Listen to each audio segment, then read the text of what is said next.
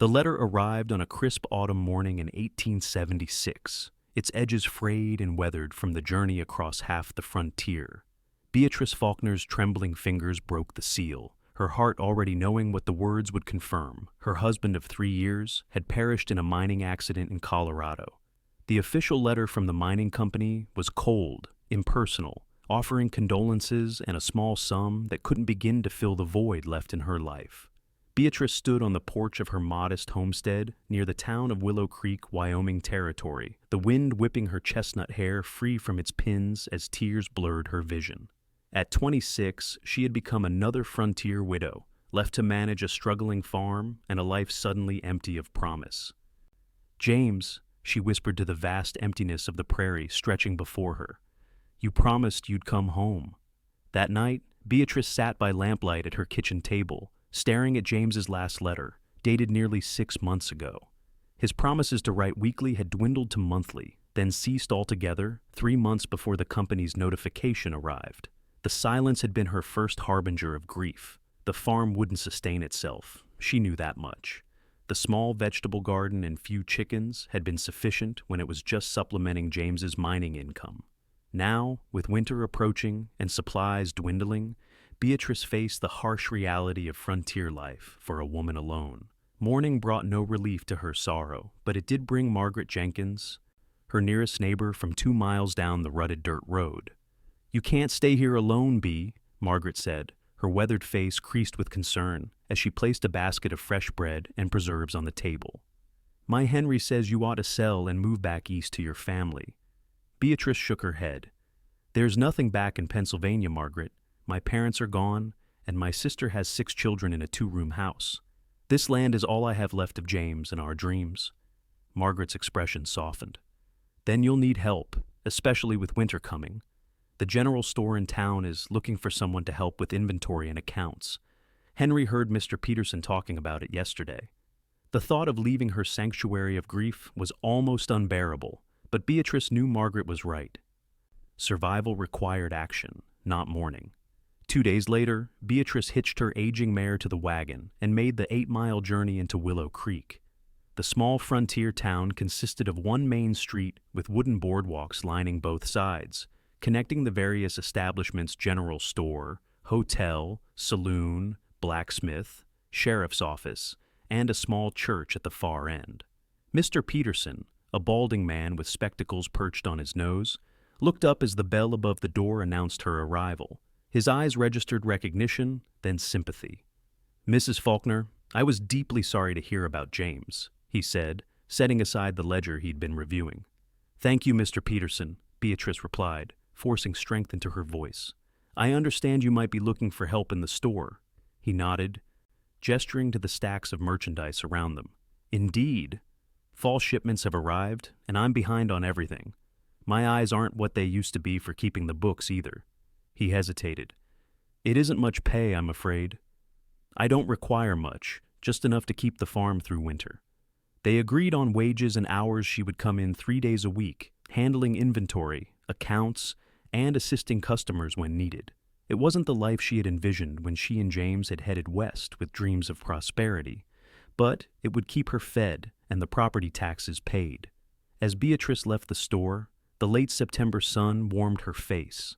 The brief respite from grief gave her a moment to notice the town around her, children playing near the water trough, women gossiping outside the milliner's shop, men loading wagons with supplies, life continuing despite her world having stopped. Her reverie was broken by the sound of horses approaching at speed. Beatrice stepped back onto the boardwalk as a group of riders thundered into town, dust billowing in their wake. They reined in sharply before the saloon, their laughter and boisterous calls cutting through the usual quiet of the main street. "Trail hands," muttered an older woman nearby. "Just finished a drive to the railroad at Cheyenne." Beatrice had seen cowboys before, but rarely in such high spirits. Their trail-worn appearance and the jingle of their spurs marked them as men who lived in the saddle. One man, taller than the others, with a shock of sandy hair visible beneath his hat, caught her gaze momentarily before she looked away, embarrassed to be caught staring. She hurried to her wagon, suddenly eager to return to the isolation of her farm. Tomorrow would be her first day working for Mr. Peterson, and she needed to prepare. The work at the general store proved to be a blessing in disguise. The methodical tasks of counting inventory, organizing shelves, and balancing account books provided structure to Beatrice's days and allowed her mind brief reprieves from grief. Mr. Peterson was a fair employer, and the townspeople treated her with kindness, if sometimes with pitying glances that made her spine stiffen. On her third day at the store, the bell jangled, and Beatrice looked up from the ledger to find the tall cowboy from the group she'd seen days earlier. Up close, she noticed his eyes were a startling shade of blue against his sun-darkened skin. "Afternoon, madam," he said, removing his hat to reveal the full extent of his sandy-colored hair. "Levi Harris. I'm looking for some writing paper and ink if you have it." Beatrice nodded, moving from behind the counter. "We received a new shipment last week. This way, Mr. Harris." She led him to a display of stationery supplies, aware of his presence behind her, tall and solid, with the faint scent of leather, horses, and the outdoors clinging to him. "Are you new to town, Mrs.?" he asked, his voice carrying a slight Texas drawl. "Faulkner, Beatrice Faulkner, and no, I've been here 3 years, though I live outside town." She handed him a packet of good writing paper. "We have both black and blue ink." "Blue, I think," he said with a smile that creased the corners of his eyes. "Makes for a friendlier letter, don't you think?" Beatrice felt a twinge of something not quite pain, but a distant echo of it at the mention of letters. "I wouldn't know," she said more stiffly than she intended. "Will there be anything else?" His smile faltered slightly at her tone. "Some sealing wax, if you have it." As she gathered his purchases, Levi Harris leaned against the counter, watching her with open curiosity. "You said you live outside town?" "I have a small farm about 8 miles north," she replied, calculating his total. "Alone?"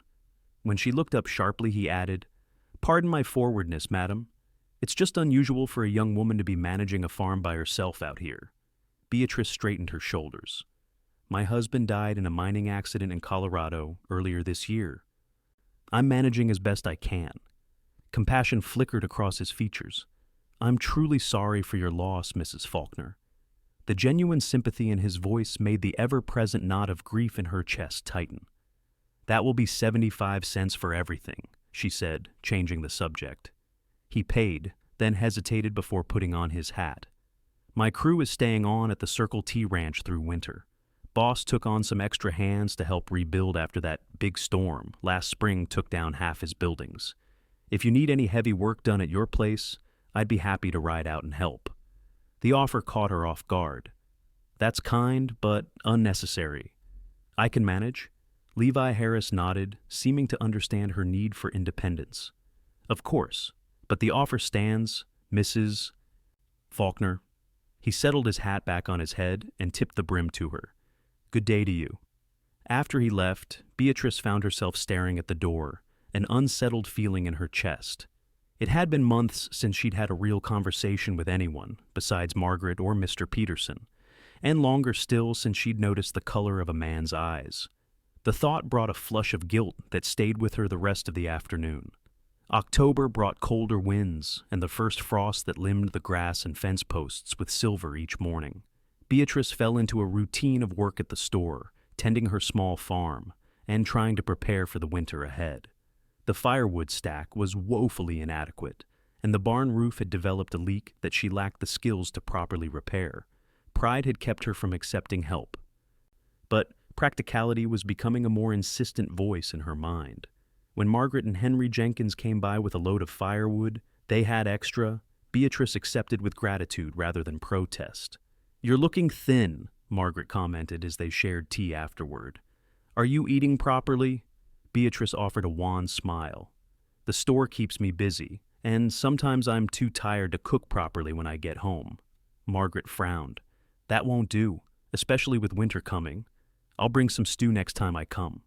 Before Beatrice could respond, the sound of hoofbeats approaching drew their attention. Henry moved to the window, hand instinctively going to the pistol at his hip, a habit from his younger days as a sheriff back in Kansas. "It's one of the cowboys from the Circle T," he reported, relaxing. "The tall one, with the good sorrel horse." Beatrice's heart gave an unexpected jump. "Mr. Harris," she said, rising from her chair. Margaret raised an eyebrow, but said nothing as Beatrice moved to the door. Levi Harris dismounted in the yard, leading his horse to the hitching post. He looked up as Beatrice appeared on the porch, and the smile he gave her was warm enough to chase away the autumn chill. "Mrs. Faulkner," he called, approaching with his hat in hand. "I hope I'm not intruding." "Not at all. We were just having tea." She gestured to the Jenkins. "These are my neighbors, Margaret and Henry Jenkins." Pleasantries were exchanged, and Henry's initial wariness melted quickly under Levi's easy charm. The cowboy explained his presence with a sheepish grin. "I was riding fence line for Mr. Thompson, and noticed your place. Thought I'd check if that offer of help might be more welcome now that the weather's turning." His eyes went to the barn where the sagging roof was clearly visible. "Looks like that roof could use some attention before the snow flies." Henry nodded approvingly. "He's right, B. That needs fixing, and soon." Trapped by practicality and the united front of concern, Beatrice relented. "I would appreciate the help, Mr. Harris." "Levi, please," he said, "and I can come by day after tomorrow with materials and tools, if that suits." They agreed on the time, and after declining an offer to join them for tea, citing work back at the ranch, Levi departed with a tip of his hat and another of those smiles that seemed to reach his eyes first before spreading to his mouth. As his figure receded down the road, Margaret turned to Beatrice with undisguised interest. "Well now, that's a fine-looking man with good manners to boot. How do you know him?" "He came into the store a few weeks ago," Beatrice explained, feeling oddly defensive. "He's just being neighborly." "Mm-hmm," Margaret hummed, sharing a knowing look with her husband. 8 miles is a long way to ride, just to be neighborly." Beatrice busied herself clearing the teacups, avoiding Margaret's gaze. "It's nothing. He feels sorry for me, that's all." "That wasn't pity I saw in his eyes, Bea," Margaret said gently. "But it's not my place to say more. Just know that being a widow doesn't mean your life is over. James wouldn't want that for you." After the Jenkins left, Beatrice stood on her porch watching the sunset paint the western sky in shades of gold and crimson.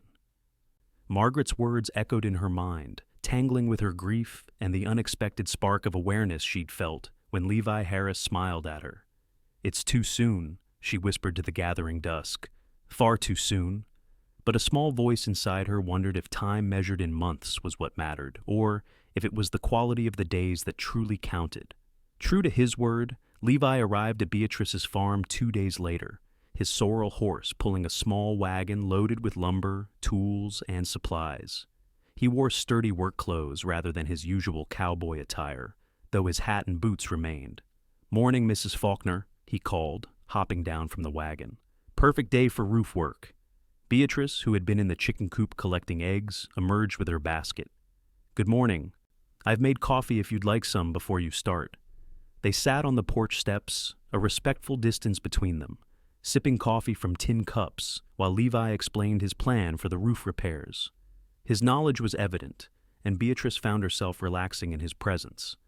"How did you learn carpentry?" she asked. "My pa was a builder back in Texas," he explained. "I grew up helping him until I got the wanderlust at 17 and headed out with a cattle drive." He smiled at the memory. "That was 12 years ago. Been riding the range ever since, but those building skills come in handy. Most outfits appreciate a hand who can fix more than just fences." "And what brings you to Wyoming?" Beatrice found herself genuinely curious about him. Levi gazed out at the rolling landscape beyond her farm. "Heard the grass was good and the land still open. Most of Texas is getting carved up and fenced these days." He turned his blue eyes back to her. "What about you? What brought you and your husband out here?" The question didn't sting as she expected. "James had dreams of finding gold in Colorado. We stopped here on our way, and I fell in love with this valley, convinced him to stake a small claim for a farm where I could stay while he prospected." She traced the rim of her cup with her finger. He would come home for a few months, then head back to the mines, each time promising it would be the last, that he'd strike it rich and we'd build a proper house and life here.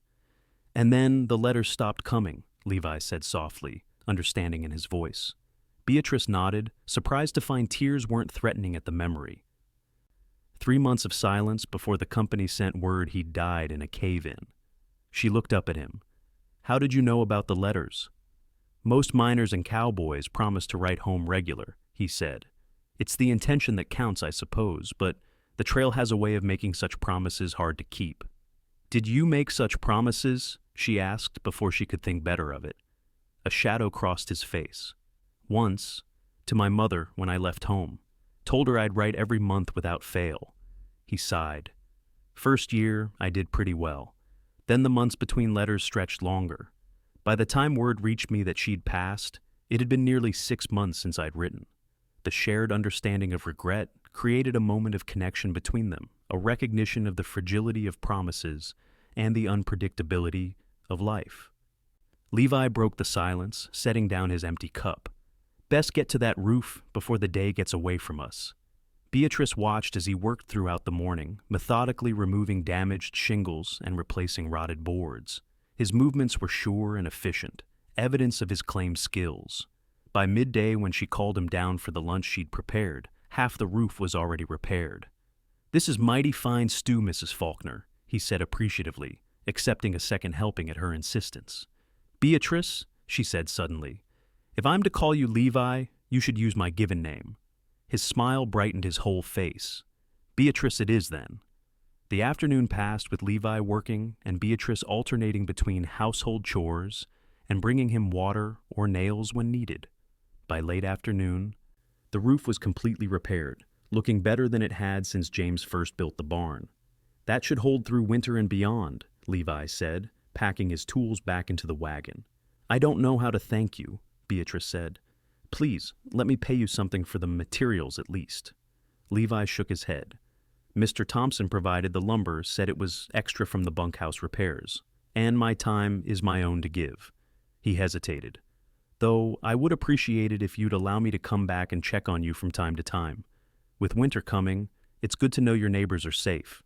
Beatrice should have refused, maintained her independence and the proper distance of a grieving widow. Instead, she heard herself say, I would like that. As Levi prepared to leave, he turned back. I meant to ask, do you have enough firewood? That pile looks a bit lean for the winter ahead. The Jenkins brought some, but you're right, it's not enough, she admitted. I'll be back on Sunday with more, he said, the statement leaving no room for argument.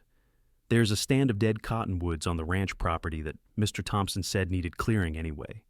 Before she could protest, he had mounted his horse, tipped his hat, and headed down the road, the empty wagon rattling behind him. Beatrice stood watching until he disappeared around the bend, a confusing mixture of emotions swirling within her.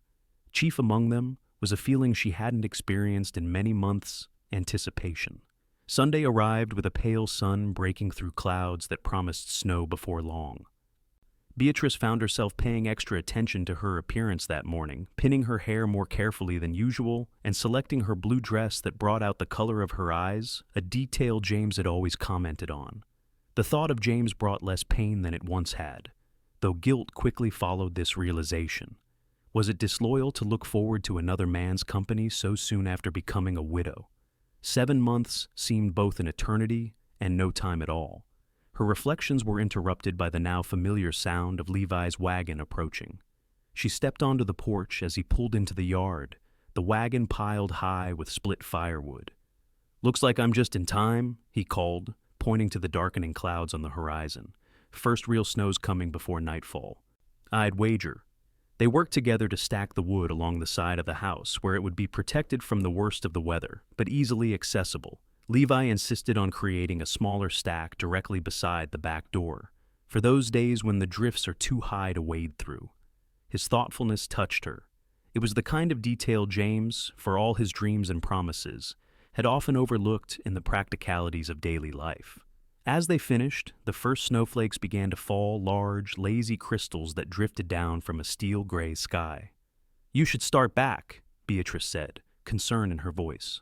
The road will be treacherous once the snow sets in properly. Levi looked at the thickening flakes with a horseman's experienced eye. You're right. Best not risk it. He secured the tarp over the remaining wood in the wagon.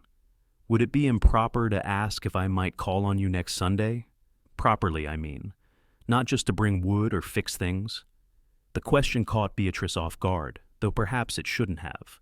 There had been something building between them these past weeks, a comfortable companionship, that had begun to hint at more. "I don't know if I'm ready," she said honestly. "It's been less than a year since James." Levi nodded, no disappointment visible in his expression. "I understand. There's no rush, Beatrice. Winter's long in these parts, and I'll be here at the Circle T until spring at least," his patience reassured her. "Then yes, you may call next Sunday, for dinner, if you'd like." The smile that lit his face warmed something inside her that had been cold for too long. "I'd like that very much." As predicted, the snow began in earnest shortly after Levi departed. Beatrice stood at her window, watching the white veil transform her world, feeling a strange mixture of peace and anticipation. For the first time since receiving that terrible letter, she found herself looking forward to the days ahead, rather than simply enduring them. Winter descended on Wyoming Territory with its usual ferocity. The snow that began that Sunday continued for 3 days, blanketing the landscape in 2 feet of pristine white. Beatrice was grateful for Levi's foresight with the firewood and the repaired barn roof, as howling winds tested every weakness in her small homestead. By Thursday, the storm had passed, leaving behind a glittering, frozen world and skies of perfect blue. Beatrice hitched her mare to the sleigh James had built their first winter, and made her way carefully to town for her work at the general store. Willow Creek had emerged from the storm relatively unscathed, though Mr. Peterson reported that several outlying farms had suffered damage to outbuildings and fences. The Circle T sent riders to check on the most isolated homesteads, he told her, as they inventoried newly arrived winter supplies. "That foreman of Thompson's is a decent sort." Beatrice felt a flutter in her stomach. Were there any serious problems discovered? The Wilkins place lost part of their barn, and old man Carruthers got himself a broken arm trying to chase down a stray cow in the blizzard. He shook his head at the foolishness. "But everyone's alive and accounted for, which is the important thing." The bell above the door jingled, and Beatrice looked up to see Levi entering, stomping snow from his boots. His face brightened when he saw her. "Beatrice, I was hoping you'd made it to town safely." He removed his hat, revealing hair that had grown slightly longer since she'd first met him. "Roads are passable now, but that was quite a blow."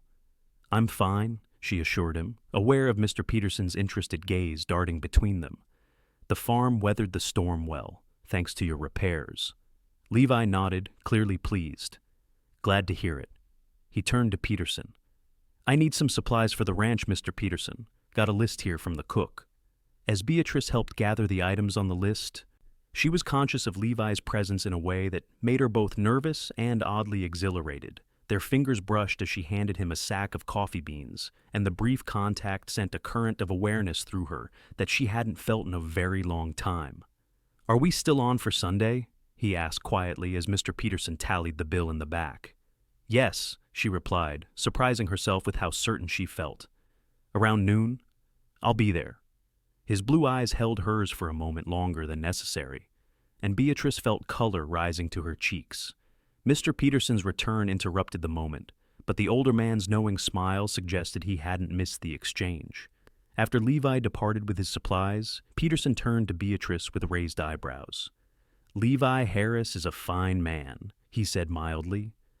"Known him since he first came to these parts 2 years back. Works hard, doesn't drink to excess, and has a way with horses few men can match." Beatrice busied herself with rearranging items on a shelf. "We're just friends, Mr. Peterson." "Of course," he agreed too readily. "Though I will say, friendship is the best foundation for anything more substantial."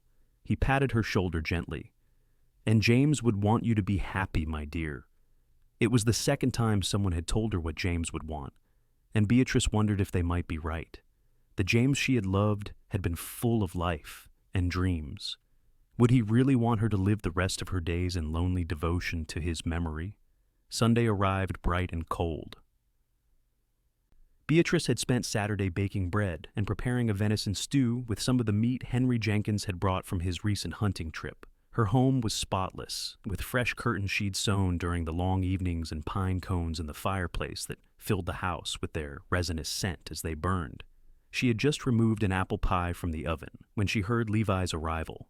Smoothing her dress her best one, deep green wool with a lace collar, she went to greet him. Levi stood on her porch holding a small package wrapped in brown paper and looking uncharacteristically nervous. He had clearly made an effort with his appearance. His clothes were freshly pressed, his hair neatly combed, and his face clean-shaven. "You look beautiful," he said simply, his eyes taking in her appearance with unconcealed appreciation. "Thank you," Beatrice replied, feeling suddenly shy. "Please, come in." The atmosphere between them had shifted subtly. This was no longer a neighbor helping with chores or a friendly visit. It was something with intention behind it, acknowledged by both of them in the care they'd taken with their appearance and the nervous anticipation that charged the air. Dinner passed pleasantly, with conversation flowing easily between them. Levi told stories of his time on cattle drives, painting vivid pictures of stampedes under lightning-filled skies and nights spent singing around campfires under stars that seemed close enough to touch. Beatrice shared memories of her childhood in Pennsylvania and the journey west that had been both terrifying and exhilarating. "I never thought I'd adapt to the openness here," she admitted as they sat by the fire after the meal, cups of coffee warming their hands. In Pennsylvania, there were always trees, hills, buildings, something to break the horizon. The first time I saw the prairie stretching endlessly in all directions, I almost begged James to turn back. "And now?" Levi asked. Beatrice looked toward the window, where the vast Wyoming landscape lay beyond, now hidden in winter darkness. "Now, I can't imagine being hemmed in by trees again. There's freedom in the open spaces." "That's exactly it," Levi said, leaning forward with enthusiasm. "It's why I could never go back to settled country. Out here, a person can breathe." Their eyes met in shared understanding. And something shifted between them, a recognition of kindred spirits despite their different paths to this place. Levi cleared his throat and reached for the package he'd brought, which had been sitting on the side table. "I brought you something. It's nothing fancy, but—" He handed it to her with a slightly self-conscious smile. Beatrice carefully unwrapped the paper to reveal a small wooden box, beautifully crafted with a simple design of wildflowers carved into the lid. "I made it," Levi explained. "Thought you might use it for letters or keepsakes." The thoughtfulness of the gift touched her deeply. Running her fingers over the smooth wood and delicate carving, she could feel the care that had gone into its creation. "It's beautiful," she said softly. "Thank you." "Open it," he encouraged. Inside was a small packet of writing paper, an envelope, and a pencil. Beatrice looked at him questioningly. "I thought maybe you might want to write to me," he said, his usual confidence giving way to uncertainty. "When I'm not here, I mean. And I'd write back, every week, without fail." The promise echoed so closely to what James had said before his last departure that Beatrice felt her breath catch. But where James's vow had eventually been broken by silence, there was something in Levi's steady gaze that spoke of reliability. "Why?" she asked simply. Levi took a deep breath. "Because I care for you, Beatrice. More than I expected to, and certainly more than might be proper, given how recently you lost your husband." He held her gaze. "I'm not asking for promises or commitments, just a chance to know you better. Through letters when we can't see each other, and visits when we can." Beatrice felt tears pricking at her eyes, not from grief this time, but from the unexpected gift of possibility he was offering. "I'd like that," she whispered. Levi's smile was like sunrise breaking across the prairie. "Then that's settled." When it came time for him to leave, they stood on the porch despite the cold, reluctant to end the evening. The moon cast silver light across the snow-covered landscape, creating a world of shadows and light that seemed removed from ordinary time. "May I call on you again?" Levi asked, his breath forming clouds in the frigid air. "Yes," Beatrice said without hesitation. "And I'll write to you this week, as you suggested." "And you'll get letters from me every week," he promised, his voice carrying the weight of certainty. "Even if it's just to say the weather's fair and I'm thinking of you." The simplicity of his promise, coupled with the intensity in his eyes, made Beatrice believe him in a way she'd never quite believed James's grander vows.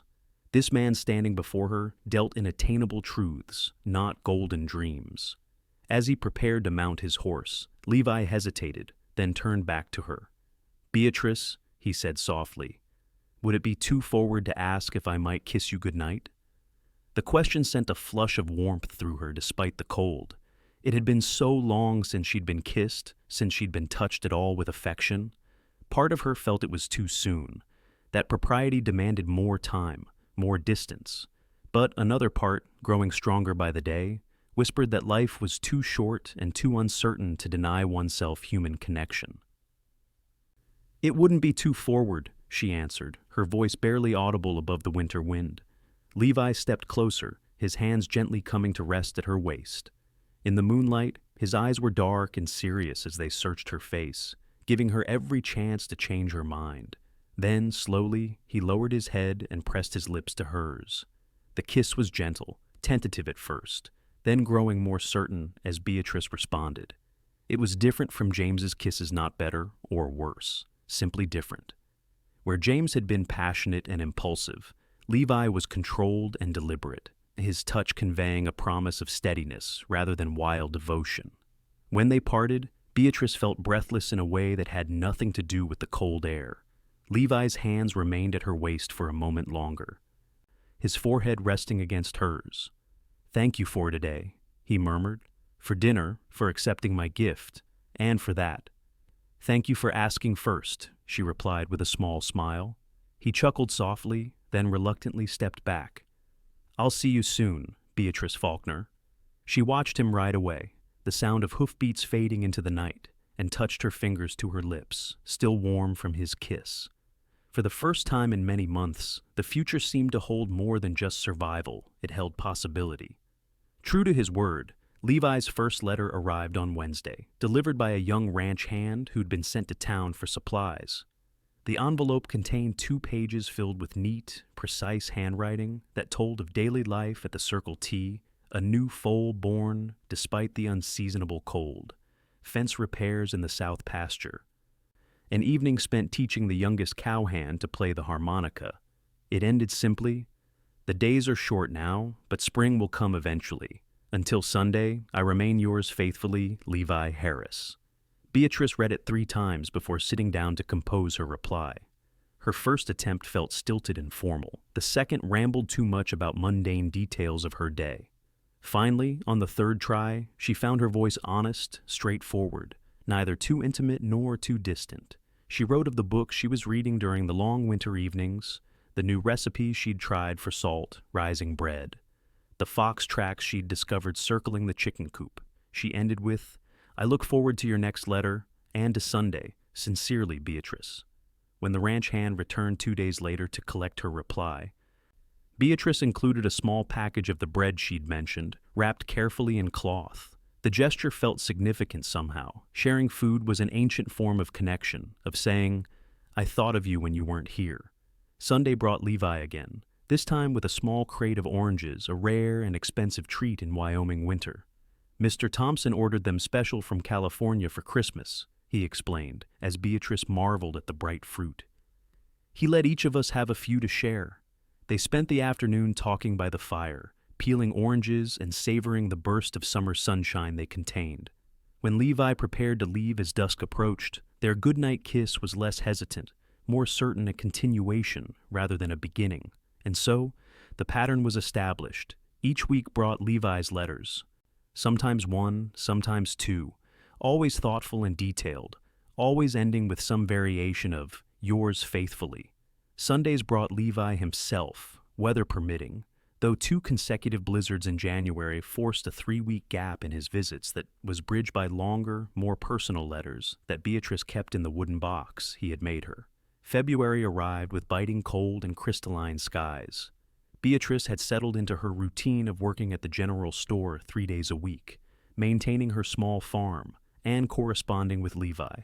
The grief that had once consumed her had receded to a quiet ache that flared occasionally, but no longer defined her existence.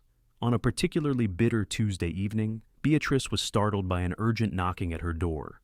Opening it revealed Margaret Jenkins, her face pinched with cold and worry. "B, you need to come quickly," she said without preamble. "There's been an accident at the Circle T. Henry's just heard from one of the hands who was riding for the doctor." Beatrice felt her world narrow to a pinpoint of fear. "Levi?" Margaret nodded grimly. "He was breaking a new horse. Something spooked it bad, the hand didn't know what exactly, and Levi was thrown. hit his head on the corral fence post. How bad? Beatrice's voice sounded distant to her own ears. Bad enough they sent for Doc Miller. Henry's hitching the sleigh now. We thought you'd want to come. The ride to the Circle T seemed endless, though Henry pushed the horses faster than was strictly safe on the snow-packed roads. Beatrice sat rigid between the Jenkins, her mind cycling through prayers and worst-case scenarios in equal measure. The main house of the Circle T was ablaze with light when they arrived, lanterns hanging from every post and smoke billowing from both chimneys. A ranch hand led them inside, where Mr. Thompson, a bear of a man with a silver beard and weathered face, greeted them with solemn courtesy. "Mrs. Faulkner," he said, taking her gloved hands in his massive ones. "He's in the back bedroom. Doc's with him now." "How is he?" she asked, unable to keep the tremor from her voice. Thompson's expression was grave, but not despairing. "He's taken a hard knock, no doubt about it. Been unconscious since it happened, but he's breathing steady and the bleeding stopped." He squeezed her hands. "Levi's tough as rawhide. If anyone can pull through, it's him." The ranch cook, a matronly woman named Mrs. Potts, led Beatrice to the bedroom door. "Doc said not to crowd him, but one visitor at a time should be fine," she explained softly. "He's a good man, that Levi Harris. Been sweet on you since he first mentioned meeting you at the store." Beatrice barely registered the words as she entered the dimly lit bedroom. Dr. Miller, a thin man with spectacles and a perpetually worried expression, looked up from where he sat beside the bed. "Mrs. Faulkner," he acknowledged with a nod. "I've done what I can for now. The skull doesn't appear to be fractured, which is fortunate, but there's considerable swelling. These next 24 hours will tell the tale." Beatrice approached the bed slowly, her heart clenching at the sight of Levi, lying motionless, his face pale beneath his tan. A white bandage wrapped around his head. One side of his face was badly bruised, with a deep cut along his temple that had been stitched closed. "Can he hear us?" she asked, taking the chair the doctor vacated for her. "Possibly. It's always good to talk to them, in my experience." Dr. Miller gathered his bag. "I'll return in the morning. Send for me immediately if he worsens or if he wakes and seems confused." After he left, Beatrice tentatively reached for Levi's hand. It was warm, his calloused palm a familiar texture beneath her fingers. The steady rise and fall of his chest provided her only comfort in the stillness of the room. "I'm here, Levi," she said softly. "You're going to be all right." She swallowed hard against the lump in her throat. "You promised me letters every week, remember?" "I'm holding you to that." There was no response, not even a flicker of movement beneath his closed eyelids. Beatrice settled in for the vigil, refusing Margaret's offers to take a turn so she could rest.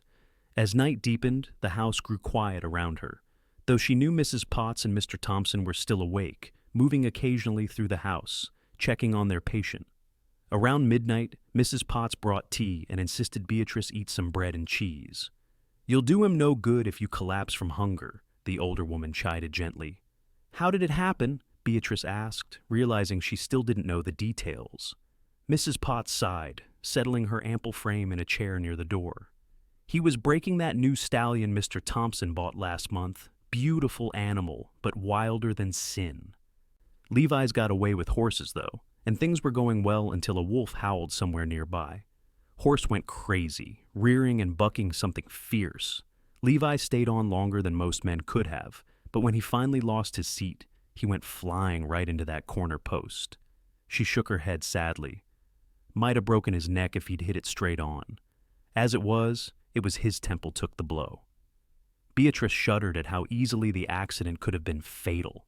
She thought of James, dying alone in the darkness of a mine collapse, and felt a surge of gratitude that at least Levi was here, breathing, with people who cared for him, keeping watch. "He talks about you all the time, you know," Mrs. Potts continued, a knowing smile softening her weathered face. "Always hurrying through chores on Sundays, making sure he's presentable before he rides out. And those letters never seen a man so dedicated to correspondence." She chuckled. "The boys tease him something fierce, but he just smiles and says they're jealous because no one writes to them." The image brought a small smile to Beatrice's lips. "His letters mean a great deal to me," she admitted. "He never misses a week, just as he promised."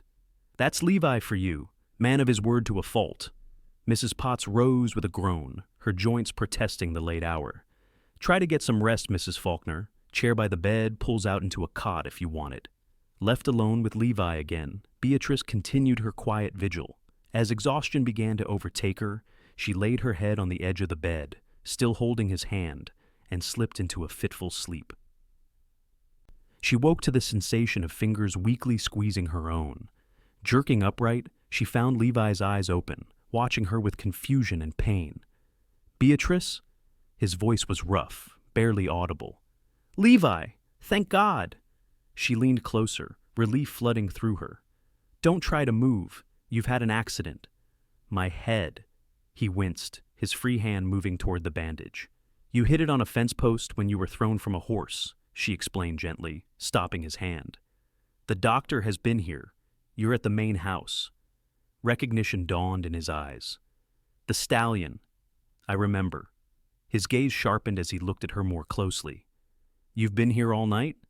Before she could answer, Mrs. Potts appeared in the doorway, alerted by their voices. "He's awake! Praise be!" She bustled out again, calling for Mr. Thompson. The next hour passed in a flurry of activity as Dr. Miller was summoned, examinations made, and Levi's condition assessed. The prognosis was cautiously optimistic. The fact that he had regained consciousness and recognized everyone was a very good sign, though he would need rest and close monitoring for at least a week. No riding, no work, and absolutely no getting out of bed for 3 days minimum, Dr. Miller instructed sternly. But Levi began to protest. "No arguments, Harris," Mr. Thompson cut in.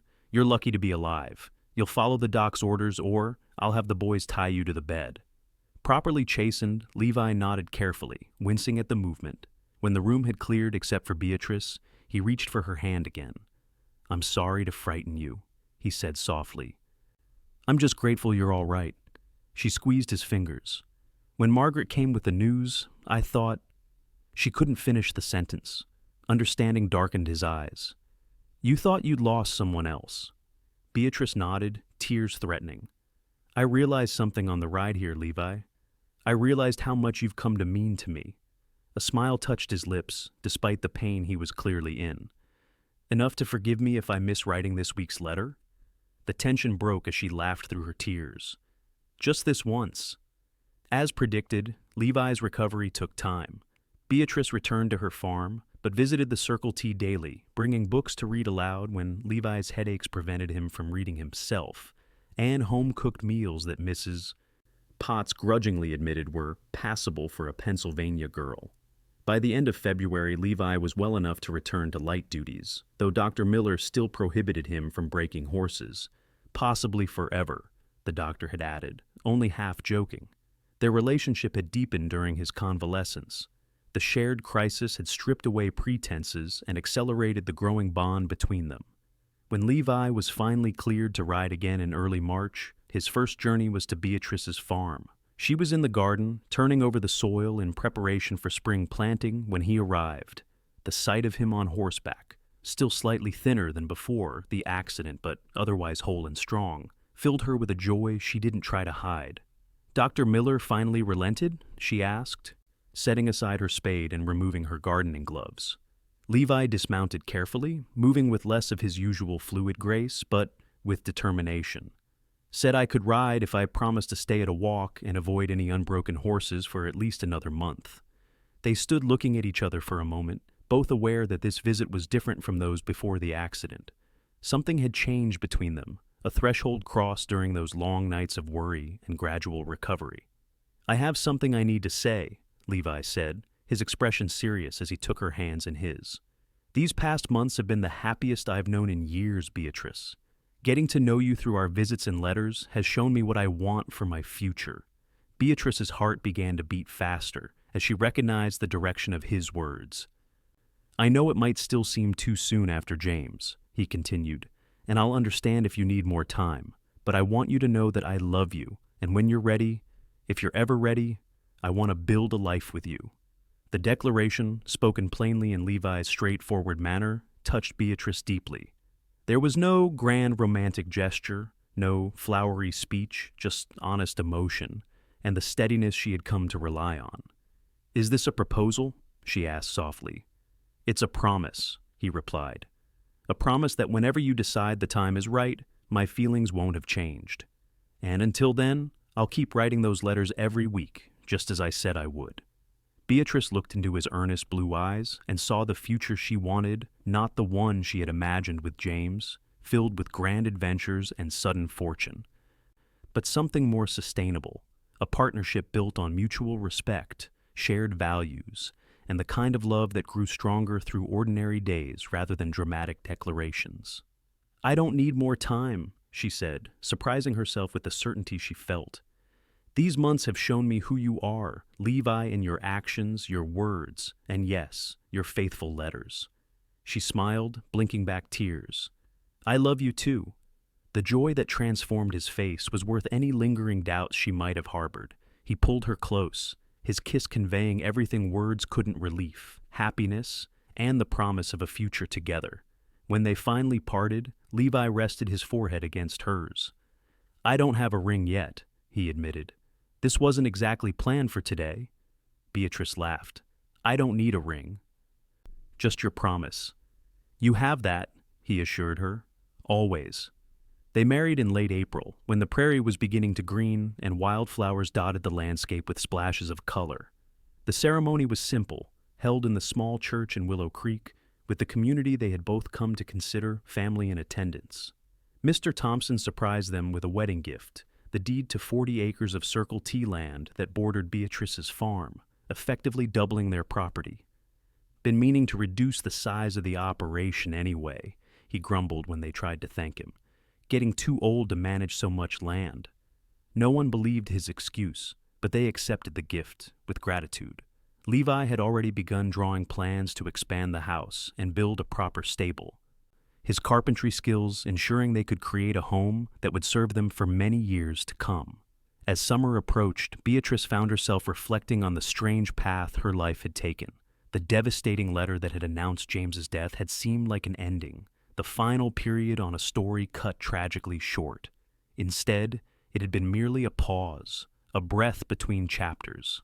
One evening, as they sat on the porch watching the sunset paint the western sky in brilliant hues of orange and purple, Beatrice shared this thought with Levi. "Do you ever feel guilty?" he asked gently. "About finding happiness after losing him?" Beatrice considered the question carefully. "Sometimes," she admitted, "but less than I expected. James loved life so intensely he wouldn't have wanted me to stop living mine." She leaned against Levi's shoulder. "And what we have is different, but no less real for that difference." Levi nodded, his arm tightening around her. "Different paths to the same destination." "Which is?" "Home," he said simply. "Not just this place, though I love our land, but what we've built together, trust, partnership, love. That's home, wherever we might be." Beatrice thought of the contrast between James's broken promise of letters and Levi's unwavering commitment to write every week, even now that they lived under the same roof. Each Wednesday she still found a letter waiting for her, sometimes hidden in the pages of a book she was reading, sometimes tucked beneath her pillow. Once even folded into the shape of a flower and placed among the real blooms in her garden. These weren't grand gestures or expensive gifts, but the steady accumulation of small kindnesses that revealed character more truly than any declaration could. In the end, it wasn't dramatic promises that sustained love through the hardships of frontier life. It was reliability, honesty, and the courage to begin again after loss. As twilight deepened into night, Beatrice and Levi remained on their porch, talking of their plans for the future, the crops they would plant, the addition to the house they would build before winter, the possibility of children in the years to come. Their conversation was punctuated by comfortable silences and occasional laughter, the easy communication of two people who had found in each other not just passion, but friendship. The prairie stretched before them, vast and full of possibility. Much like the life they were building together, one faithful letter, one fulfilled promise at a time. 5 years later, Beatrice sat at her desk by the window of their expanded home, writing in her journal while watching Levi teach their 3-year-old son, Thomas, to ride his first pony in the fenced paddock. Their 1-year-old daughter, Emma, napped in the cradle nearby, her gentle breathing providing a soothing background to Beatrice's thoughts. The wooden box Levi had given her that first winter sat open beside her journal, filled to overflowing with letters, hundreds of them now, documenting their life together through seasons of plenty and hardship alike. Droughts, blizzards, a difficult first childbirth, the joyous arrival of their daughter. The expansion of their farm to include a small herd of horses that Levi bred and trained, all captured in his steady handwriting. Not once in 5 years had a Wednesday passed without a letter, even during the week he'd been bedridden with influenza, or when he'd traveled to Cheyenne on business. Sometimes the letters were delivered by ranch hands passing by, sometimes hidden around their home for Beatrice to discover.